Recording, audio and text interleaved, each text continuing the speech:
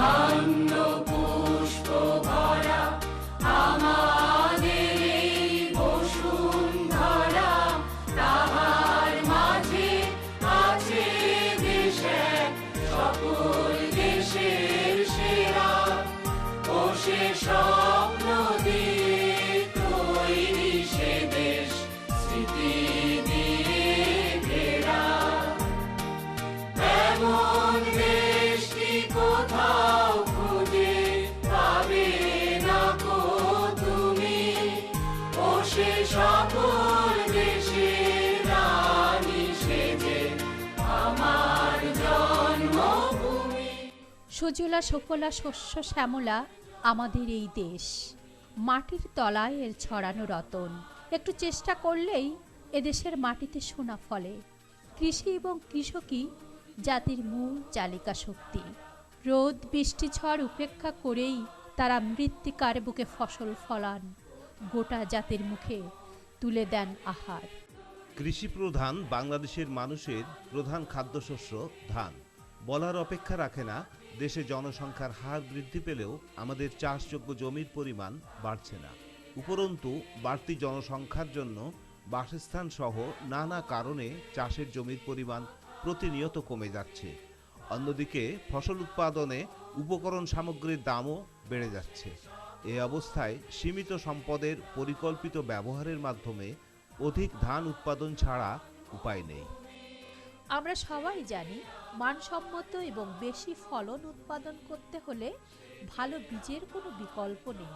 সুস্থ এবং ভালো বীজই পারে অল্প জমিতে অধিক ফসলের নিশ্চয়তা দিতে। আমাদের কৃষক সমাজও তা জানেন। তাদের সে জানার পরিধিটা আরও একটু বাড়াতে ও পোক্ত করতেই ধান বীজ সংরক্ষণের কিছু প্রযুক্তি ও অভিজ্ঞতা তুলে ধরছি। এমন ধানের উপর ঢেউ খেলে যায় বাতাস তাহার দেশে। এমন দেশটি কোথাও খুঁজে পাবে না কো তুমি, ও সে সকল দেশের রানী সেজে আমার জন্মভূমি, সেজে আমার জন্মভূমি, সেজে আমার জন্মভূমি।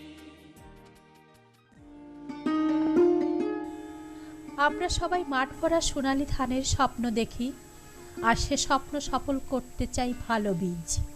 কেননা ভালো বীজ থেকেই পাওয়া যায় সুস্থ সবল চারা, আর সুস্থ সবল চারা থেকে পাওয়া যায় অধিক ধান ও উন্নত বীজ। এবার আমরা দেখে নেই ভালো বীজ কেমন হয়। একই জাতের বীজের সাথে অন্য জাতের বীজের মিশ্রণ থাকবে না। বীজ ধান পরিপুষ্ট হবে, রোগ বা কোনো ধরনের পোকামাকড়ের দ্বারা ক্ষতিগ্রস্ত যেন না হয়। বীজের সাথে কোনো ধরনের আগাছা বা ময়লা আবর্জনা থাকবে না। বীজের রং হবে চকচকে উজ্জ্বল। সবগুলো বীজই হবে সমান আকৃতির।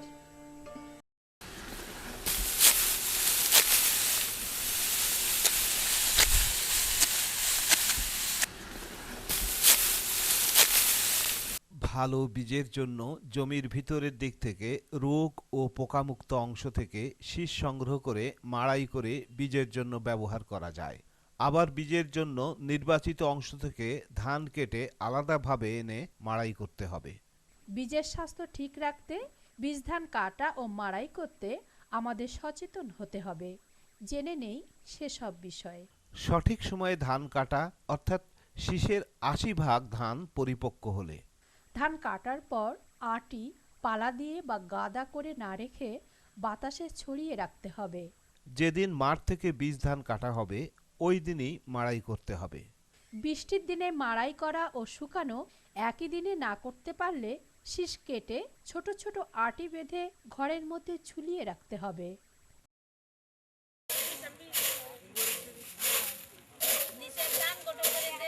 মাড়াই যন্ত্র পরিষ্কার রাখতে হবে।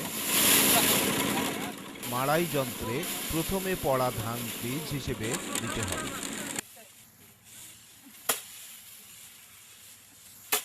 আড়াই বাড়ি পদ্ধতিতে বীজ ধান মাড়াই করা যায়।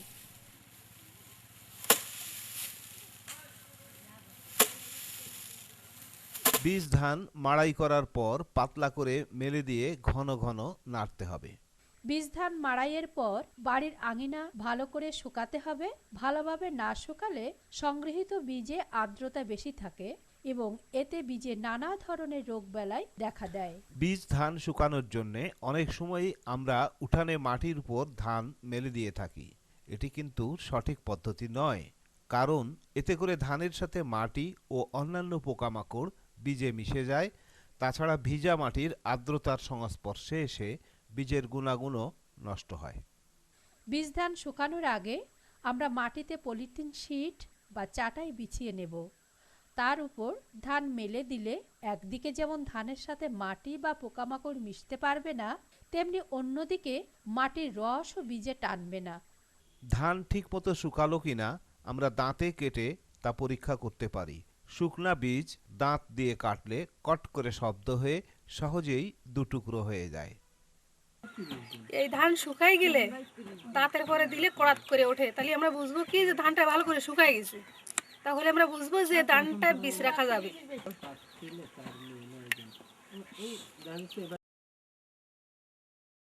চিরচারিত এই পদ্ধতির পাশাপাশি ময়েশ্চার মেশিনের সাহায্যেও বীজের আর্দ্রতা পরীক্ষা করা যায়। অনেক সময় বর্ষা মৌসুমে রোদের অভাব দেখা দিতে পারে। সে সময় আমরা ইচ্ছা করলে ঘরে তৈরি বেঞ্চের মাধ্যমে বাতাসের সাহায্যে ধান শুকাতে পারি। বলার অপেক্ষা রাখে না, এ ধরনের বেঞ্চ আমরা ঘরে বসে নিজেরাই তৈরি করতে পারি।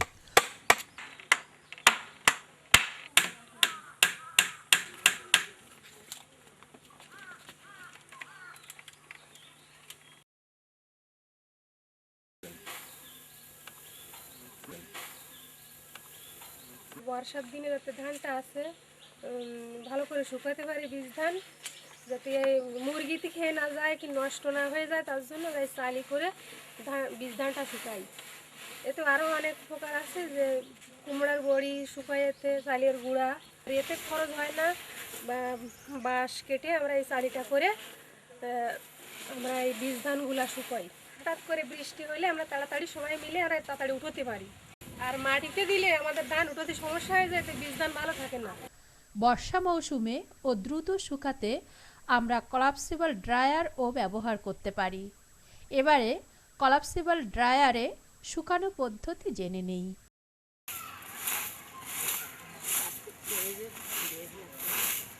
এটা ধান শুকানোর একটা সহজ পদ্ধতি। মূলত এটা একটা বড় ব্যাগ বা কেস, যার জন্য এটার নাম কলাপসিবল ড্রায়ার কেস। এটা খুব শক্তিশালী পিভিসি জাতীয় জিনিস দিয়ে তৈরি। একে সহজে ভাঁজ করা যায় এবং বহনযোগ্য। এর 3 দিকে চেইন লাগানো আছে, সহজে খোলা বা বন্ধ করার জন্য।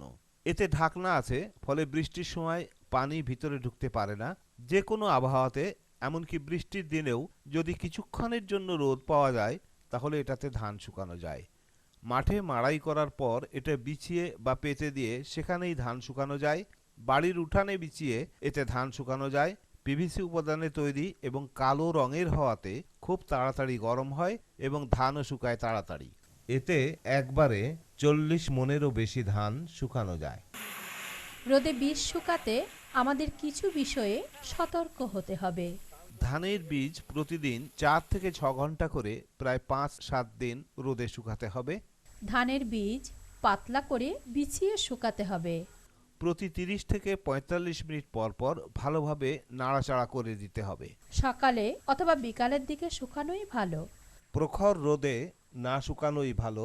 মাঝে মাঝে আর্দ্রতা পরীক্ষা করতে হবে।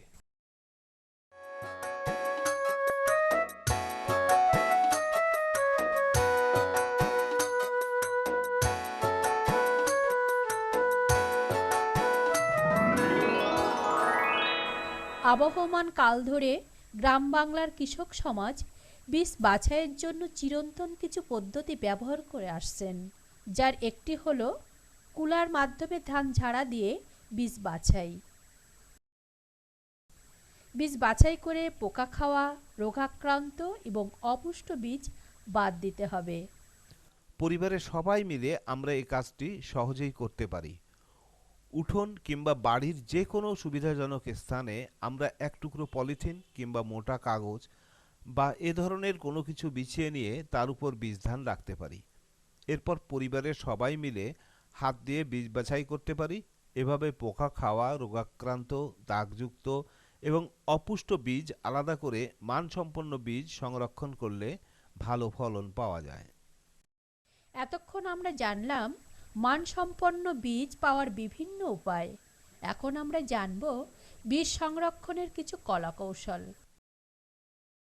সাধারণত মাটির মটকা, প্লাস্টিকের ব্যাগ, প্লাস্টিক বা টিনের ড্রাম কিংবা গোলায় বীজ ধান সংরক্ষণ করা হয়। সঠিক উপায়ে বীজ ধান সংরক্ষণ না করলে সংরক্ষিত বীজ পোকামাকড়ের আক্রমণে ক্ষতিগ্রস্ত হয়ে পড়ে। এরূপ বীজ ফসল উৎপাদনে ঝুঁকি বাড়ায়। এবারে আমরা জেনে নেই বীজ সংরক্ষণের কিছু কৌশল।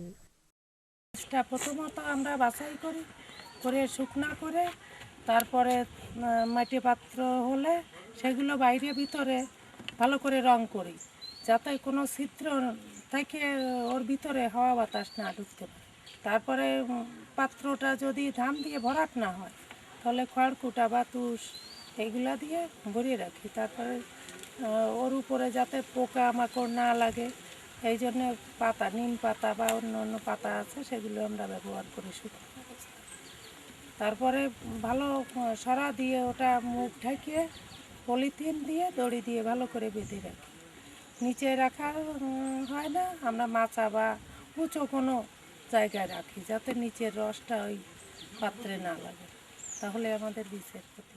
এতক্ষণ আমরা জানলাম বীজ রাখার পাত্রটি পরিষ্কার পরিচ্ছন্ন ও শুকনা হতে হবে। মাটির পাত্রের ভেতরে এবং বাইরে রং করলে ভালো ফল পাওয়া যায়। পাত্রে যেন কোনো রকম ছিদ্র না থাকে। রৌদ্রে শুকানো বীজ ঠান্ডা করে পাত্রে ভরতে হবে। পাত্র পূর্ণ করে রাখতে হবে।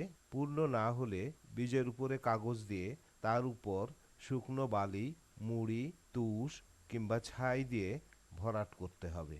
শুকনো নিম পাতা বা বিষকাঁটালি পাতাও ব্যবহার করা যায়। পাত্রের মুখ ভালোভাবে বন্ধ করতে হবে যাতে বাতাস ঢুকতে না পারে। বীজ পাত্র মাচায় রাখা যাতে পাত্রের তলা মাটিতে না লাগে। মাঝে মধ্যে বীজ পরীক্ষা করা এবং প্রয়োজনে মাঝে মাঝে রোদে শুকিয়ে নেওয়া। মাটির পাত্র ছাড়াও প্লাস্টিক বা লোহার ড্রামে কিংবা ইরি সুপার ব্যাগে বীজ সংরক্ষণ করলে বীজের গুণগত মান ভালো থাকে। ধান সংরক্ষণ বা গুদামজাত করার বেশ কিছু পদ্ধতির মধ্যে একটি হচ্ছে ইরি সুপার ব্যাগ। আমরা প্রথমে ধানটা মাঠ থেকে তো নিয়ে আসি, তারপরে উঠানে সেটা ঝাড়ি, মেশিন ঝাড়ার পরে সেটা তো পরিষ্কার করি, তুলো দিয়ে পরিষ্কার করে ওটাকে আমরা পাটি পেতিয়ে রৌদ্র দিই। 4-5টা রৌদ্র দেওয়ার পরে তারপরে ঠান্ডা হলে পরে আমরা আগে রাখতাম মাটির পাত্রে, কিন্তু মাটির পাত্রে রাখলে পরে ধানটা নরম হয়ে যায়, পরবর্তীতে আবার রৌদ্র দিতে হয়, অনেক সময় দেখা যায় পোকাও লাগে। কিন্তু আমরা এই ইরি সুপার ব্যাগ পাওয়াতে আমরা ধানটা এখন এই ইরি সুপার ব্যাগেই রাখি, এতে ধানটা গুণগত মান ঠিক থাকে আর এতে পোকাও লাগে না। এটি হচ্ছে একটি কৃষক বান্ধব ব্যাগ, যাতে দানা শস্য অনেক বেশি সময় পর্যন্ত সংরক্ষণ করা যায়। এই ব্যাগ অন্য কোনো চটের বস্তা বা ফিডের বস্তার ভিতর দিয়ে ব্যবহার করা ভালো। এতে ব্যাগের উপর কোনো আঘাত বা চোট লাগে না এবং কয়েক বছর ব্যবহার করা যায়। প্রচলিত পদ্ধতির তুলনায় এই ব্যাগে রাখলে বীজের গজানোর ক্ষমতা 12 মাস পর্যন্ত থাকে। এই ব্যাগ ধানের পোকা জাতীয় বালাইকে কোনো প্রকার কীটনাশক ছাড়াই নিয়ন্ত্রণ করে। এই ব্যাগের মুখ ভালোভাবে বন্ধ করা থাকলে ভিতরের ধান এবং পোকার শ্বসনের ফলে অক্সিজেনের পরিমাণ 21% থেকে কমিয়ে 5% নিয়ে আসে, ফলে ভিতরের পোকা মারা যায়। ব্যাগের মধ্যে ধানের আর্দ্রতা নিয়ন্ত্রণ থাকার ফলে বাইরের আর্দ্রতা ভিতরে প্রবেশ করতে পারে না। তবে সংরক্ষণের পূর্বে বীজ ধান অবশ্যই 12% নিচে শুকিয়ে নিতে হবে। ব্যাগ থেকে যতটুকু সম্ভব বাতাস বের করে দিতে হবে। তারপর বাড়তি প্লাস্টিকের অংশটুকু ভালোভাবে পেঁচিয়ে বন্ধ করে দিয়ে রাবার ব্যান্ড বা টেপ দিয়ে বেঁধে দিতে হবে। সবশেষে বাইরের চটের অথবা ফিডের ব্যাগটিও ভালোভাবে বন্ধ করে দিতে হবে। ইউএসএইড অর্থায়নে সিসা বাংলাদেশ প্রকল্পের আওতায় ধান বীজ উৎপাদন, প্রক্রিয়াকরণ এবং কৌশলে সংরক্ষণের উপর কাজ করে যাচ্ছে। বিশেষ করে খুলনা হাবি অঞ্চলে উন্নত মানের বীজ সংরক্ষণ করতে পারলে দেখা যাচ্ছে যে 3 ভাগের 1 ভাগ কম পরিমাণ বীজ দিয়েও ভালো ফলন সম্ভব। কিভাবে আমরা বীজ রাখবো? এই ধান থেকে আপনিও বীজ রাখতে পারবেন, কিছু কৌশল আছে। যেমন আপনি এই যে পাশে ধান কেটে ফেলছেন, কেটে এখানে বিছায়া রাখছেন, তাই না? এইভাবে বিছায়া রাখা যাবে না, কারণ এলো এই যে এখানে প্রচুর রস আছে, জমিতে রস আছে না প্রচুর, ওই রস ধান চুষে নেয়। তাহলে রস হচ্ছে ধানের বীজের শত্রু। যদি ওর মধ্যে রস বা আর্দ্রতা যদি 12 ভাগের চেয়ে বেশি থাকে, তাহলে ওইটা বীজ হিসাবে পায় না। এই জন্য যেটা করতে হবে, এটা যে যখন পাকবে, কত ভাগ, শতকরা 80 ভাগ যখন পাকবে, তখনই ধান কাটতে হবে। এটা 80 ভাগ পেকে গেছে। কেমনে বুঝবো? এরকম দেখলেই বোঝা যাবে যে 100 ধানের মধ্যে 80টা পাকছে কিনা। এখন এই যে যখন 80টা পাকছে, তখন এই ধানটা এখন কেটে বীজ রাখতে হবে। হ্যাঁ, এখন এখানে কাটতে হবে, কেটে এরকম বিছায় না রেখে কেটে বাড়িতে নিয়ে যেতে হবে। মাড়াই করে বাড়ি বাড়িতে মাড়াই করতে হবে। আর মাড়াই করে তখন কি করতে হবে, ওইখানে সাথে সাথে রোদে দিতে হবে। এবং রোদ দেওয়ার বড় বিষয় হচ্ছে এর যে বীজের আর্দ্রতা, সেটা 12 ভাগের নিচে নামিয়ে আনা।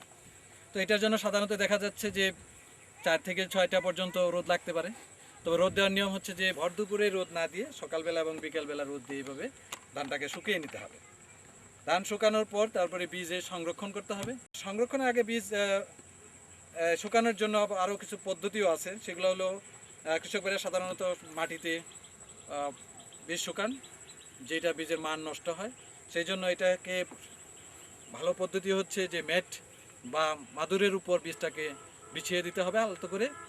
আরও একটা পদ্ধতি আছে যে বৃষ্টির দিনে কলাপসিবল ড্রায়ার নামক একটি শীট আছে, যেটা দিয়ে বীজ শুকানো যেতে পারে। বীজ শুকানোর পর বীজ যে সংরক্ষণের জন্য কতগুলো কলা কৌশল আছে। একে সংরক্ষণের জন্য বিভিন্ন ধরনের পাত্র ব্যবহার করা যায়। যেমন কৃষকরা সাধারণত যেটা ব্যবহার করে মাটির মটকা বা পাত্র, তো ওই মাটির মটকাতেও সংরক্ষণ করা যাবে, কিন্তু সেখানে ওই বীজটা ওর গায়ে রং করে দিতে হবে। রং করে দিতে হবে যাতে ওখান থেকে বাতাস ভিতরে ঢুকতে না পারে। ইরিশ সুপার ব্যাগে সংরক্ষণ করা যায়।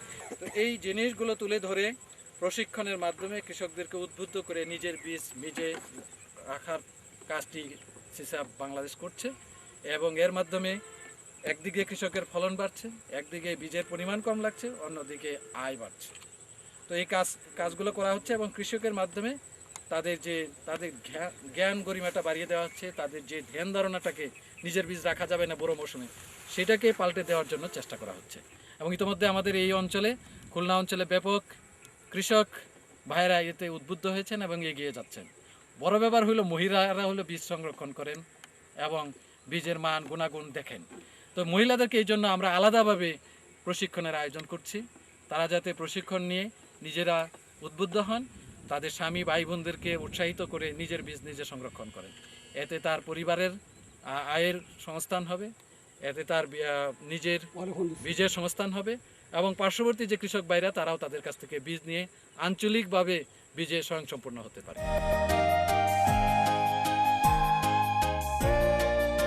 এভাবে কিছু নিয়ম মেনে চললে আমরা সহজেই ভালো বীজ পেতে পারি। আর ভালো বীজ মানেই ভালো ধান।